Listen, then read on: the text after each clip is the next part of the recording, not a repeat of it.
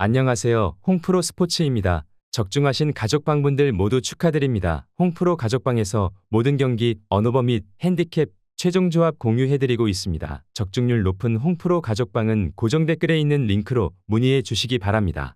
5월 14일 해외 축구 4경기 분석 시작하겠습니다.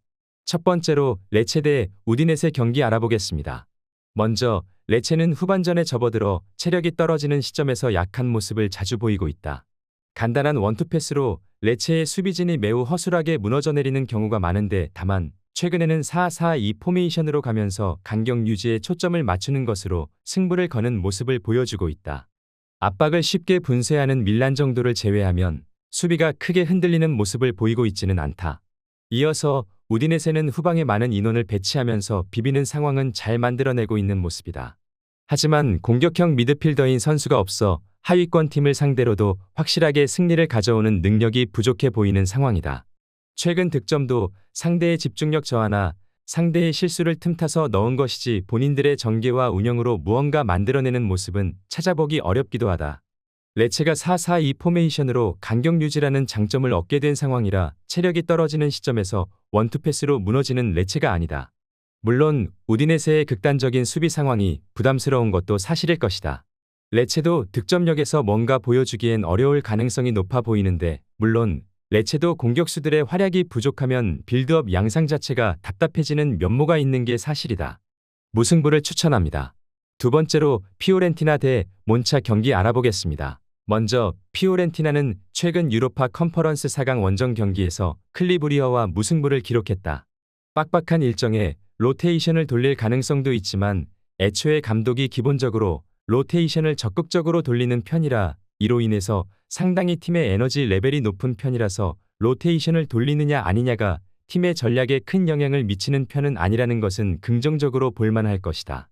이어서 몬차는 전반적으로 중원 미드필더의 활용으로 경기를 풀어나가는 양상을 보여주는 팀이다. 그러나 피오렌티나 역시 중앙의 힘이나 공격성이 살아있는 모습이라 이마저도 그다지 힘을 쓸 수 없는 상황이 생길 수도 있을 것이다. 또한 원정 경기기에 홈몬차보다는 득점력 기대치가 떨어지는 게 사실이기도 하다. 피오렌티가 로테이션을 돌리는 상황이라 해도 중앙의 힘이나 공격성이 여전히 살아있는 모습을 보여주기도 한다. 홈의 이점도 챙길 수 있을 것이다. 몬차 입장에서는 최대 장점인 미드필더들이 공을 달고 전진하는 상황에서 피오렌티나의 중원의 힘에 막힐 가능성을 배제해선 안 될 것이다. 피오렌티나 승리를 추천합니다. 영상은 잘 보고 계신가요?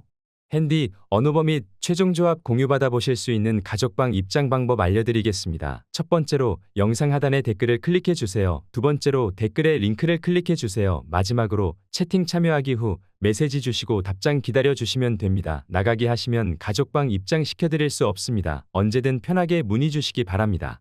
세 번째로 에스턴 빌라 대 리버풀 경기 알아보겠습니다. 먼저 에스턴 빌라는 지난 유로파 컨퍼런스 리그 4강 원정 경기에서 올림피아코스에 패하며 탈락하고 말았다. 수비력이 여전히 아쉬운 모습이다. 상당히 높은 위치에서 압박을 추구하는 편이나 결국 그 압박이 풀어지는 상황에서는 안정성이 상당히 하락하는 면모가 강한 모습을 보여주고 있다. 물론 에스턴 빌라가 베일리와 와킨스 등 활용해 공격적으로 플레이를 할 때 어느 정도 성과를 보여주는 편이라는 점은 그나마 긍정 요소일 것이다. 이어서 리버풀은 힘들었던 4월이 지난 후 조금씩 반등하는 모습을 보여주고 있다. 우승 경쟁은 사실상 끝났다는 평가가 중론이긴 하나 각포와 흐라벤베르가 있는 상황에서는 공수 균형이 맞으며 전개가 좋아지는 모습을 보여주고 있다는 점에 기대를 걸어봐야 할 것이다. 그러나 선수들의 경합과 개인 능력에 의존하는 경기력 문제는 해결해야 하는 부분일 것이다. 수비력이라는 면에서 에스턴 빌라는 선수들이 대거 난조에 빠져 있는 상황을 보이며 아쉬운 상황을 연출하고 있다. 그나마 리버풀은 최근 경기 반등하는 모습을 보여주고 있고 각포와 흐라벤베르가 나오는 매치에서는 그 시너지를 통해 경기력이 좋아지는 모습을 보여주기도 했다는 점에 승부를 걸어야 할 것이다.